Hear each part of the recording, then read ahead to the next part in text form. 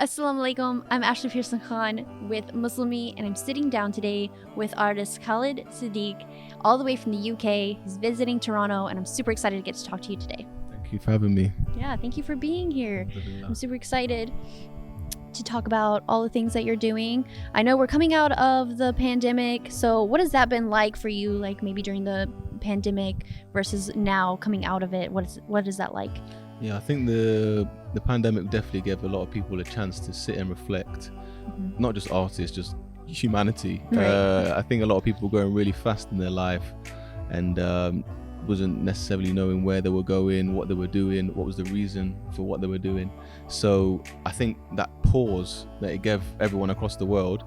So, I mean, I know some people it affected negatively, mental health kind of went up and situations like that, but I think sometimes when the world is going very, very fast, it is very healthy to just stop for a bit and just and reassess, reset your intention, make a lot of big decisions I think were made in terms of within families and within relationships and jobs, careers wise, just everything, which I think was a positive thing, even though at the time like it was quite frustrating, especially for me as an artist. No shows, not performing anywhere, not really having the motivation to create music because there's not really any experiences that I'm going through except staying in my house and playing Call of Duty. So there wasn't a lot happening for me to kind of be inspired to create, but like I say, it was still good because it gave me that chance to really think about where am I going with my life, what do I want from life, and yeah, because I reset an intention. So me personally, maybe because I'm an introvert, I kind of enjoyed the lockdown, and when it started to ease, it came at the perfect time. I was like, okay, I'm bored of it now, and then it started to ease. So, alhamdulillah. So it was good timing for you. yeah, it was good timing for me, definitely. Yeah, I think introverts were kind of okay with it, and extroverts were kind of going crazy. And as an extrovert myself, I think now it's like, oh, now I have to get out of my sweatpants and leave the house. I have to get dressed up and go out and do things. What? Exactly. Yeah. So now that we're out of the pandemic, you've started traveling again, and you're doing some shows. What is that like?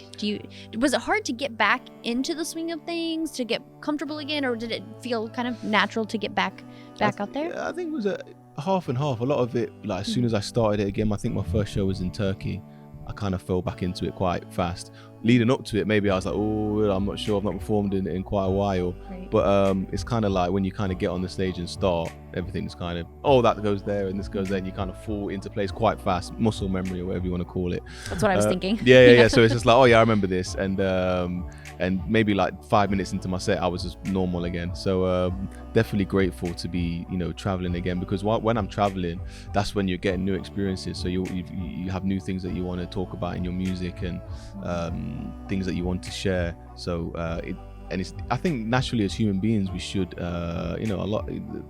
we should be in this earth as travelers. This is not a temporary accommodation. We're moving on, inshallah, to an eternal life. And sometimes this life can feel eternal, and that's why problems get so enlarged, because you think this is forever. Right. But just as you wouldn't really care about the furniture in a hotel room or the wallpaper, because like, well, we're only here for 8 days or whatever. It's not the problem. The problem is still the problem, but it's the perspective of it is how you respond to it. We're not going to be in the hotel forever, so it's not that bad. If this was your home, you'd be like, oh, we need to change the sofa and the paintings. But it's like, oh, we're here for 8 days. We're going soon anyway. So kind of with that in mind, I enjoy being in the state that I'm in right now, traveling, meeting new people, talking to new people, seeing new places. So definitely very grateful to be back on the road and back into traveling. Yeah. So you've been in the industry for a while. I want to talk a little bit about maybe some potential struggles that you've seen. A lot of Muslim artists, it's hard to sometimes stay within, your religion. You kind of want to go outside of that because you want to, maybe grow your audience, and you do get the attention of non-Muslims sometimes, right? But is there a kind of a struggle there? I think maybe a few years ago there was a struggle because when I started out, I was definitely aiming as to, this is the audience that I want to attract, this is the content I'm going to make for them. I want to be a role model, so to speak. some would say that those kind of aspirations might have been a bit naive in the beginning, trying to be this kind of perfect figure. And as I kind of continued my career and interacted with the Muslim community, I saw that it's impossible, basically. Like, you can't please everybody. Yeah, and that it's impossible. And when you realize the true impossibility of it, then you start to get a bit more free. So maybe that happened maybe like, I don't know, 3 years ago, where I started to make decisions and start to express myself, which maybe it hasn't traditionally been done. I shouldn't say traditionally, because Islam is a tradition that expands 1400 years. So I can't talk about the last 50 to 100 years of how Islam has developed and say that's tradition. But taking that into consideration, I may be expressing myself in a way that a lot of Muslims they're not really used to it. Like, oh, this guy's rapping, or he's not making the type of songs that we would traditionally call nasheeds or whatever. And once I saw that, I knew my intentions were pure and I was doing it for the right reason, and ultimately I wanted to bring people back to the remembrance of Allah. But the way that I wanted to do it is obviously going to be influenced by where I'm from, where I who I grew up with, the friends, the environment. I can't pretend to be an Arab. I can't pretend to be from Pakistan or from Morocco. Like, I can only be what I am. And right. I feel like it gives me a unique perspective, just as everybody is unique, a unique perspective as to how I view the religion. And because of the carefreeness that I kind of started to and have been kind of taking the direction, I'm not so much focused on the Muslims as to say this is for Muslims. Right. There's something a bit insincere that I feel about that, because it feels like it's just a marketing thing. And because I could do that, it's very easy. I'd know exactly what to do, the songs to make, what to wear in the music videos, and to get all of the money. But it's like, is that really the truest expression of myself? Is this really going to help people? People care about just raw, real human experiences. People don't want an angel. I'm not saying, oh, that's why I'm going to act crazy in order to relate to people, but they want to see the whole picture. Yes, we have a angelic side that we're trying to move towards and trying to live in our day-to-day lives, but at the end of the day, we're human beings and we sin. Exactly. So when someone's open and they're in their music and they're talking about their journey and their struggles and like I say, not in the traditional way of just kind of the singing praises, let's call it devotional music. This, I kind of try and just do music, like I say, just about my life.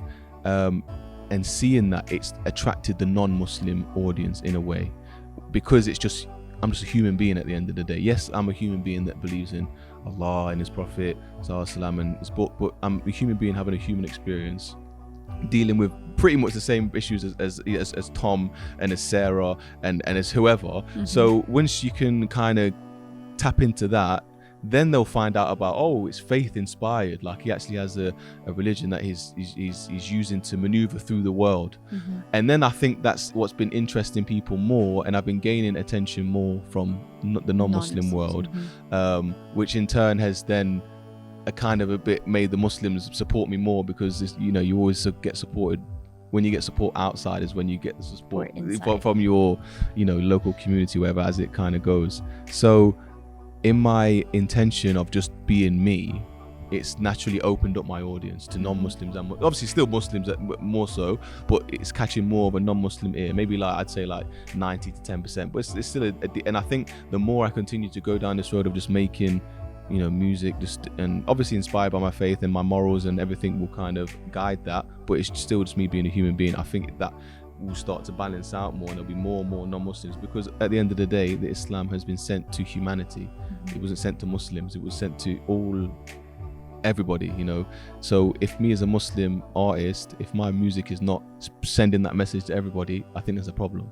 Yeah, I think that's very well said. At the end of the day, we're all human, and if you constantly try to seem perfect, people are going to see through it eventually, right? And when you're honest and transparent, then you do kind of connect with people more, because everybody has struggles and things. So I think you made a really good point there. So you're traveling now, you're performing, so anything we should expect in the future, anything you want people to know, maybe something new coming, anything like that? I think I'm coming out of, like, businesses are starting to thrive again. Like, even my own self, seeing myself, I'm starting to thrive again as an artist, as a musician. Like I said, I've been traveling, maybe, well, not a lot, but I've been able to, the world's opened up more in the past 6 months or whatever, maybe past year or whatever. And with that, now I'm inspired again to write music, to make music, talk about my new experiences, that I've been going through. So I'm going to be planning to kind of release the new wave of, because it's been quite a while since I've kind of consistently put out, you know, music videos and songs and stuff like that. So with the inspiration of this trip and traveling, and you expect to see minimum like one music video a month. That's like gonna be my standard, inshallah. Hopefully I can stick to it, but yeah, that's going to be my intention, just putting out content and just, you know, just for the people, and getting over my perfectionism and trying to make everything perfect and overthinking and just giving it to the people. Yeah, inshallah. Well, we'll have to be on the lookout for that then. Inshallah, Inshallah, please do. Yeah, inshallah, yeah. So where can people follow you and maybe find your nasheeds and so my name on Instagram is just Khaled Siddiq, but instead of an A, it's an X, because someone took my name on Instagram, so I had to be creative. So it's KHXLEDSIDDIQ, and just you could just type Khaled Siddiq on YouTube, and then that's only really where I'm active, is just Instagram and YouTube. I'm doing TikToks here and there, but I feel like I've just been forced to do it because of like times are changing. So I'm trying to maintain my own dignity whilst, you know, putting out content which I feel comfortable with. I'm definitely not going to do any dances. I'm not going to stoop that low, but I'm not saying it's low, but like for me, I just can't do it. So yeah, just my name. Thank you for tuning in, and thank you to our artist Khaled Siddiq for joining me as well. Be on the lookout for more interviews, articles, and all things Muslim coming to you on Muslimi. Thank you so much for joining us. Assalamu alaikum.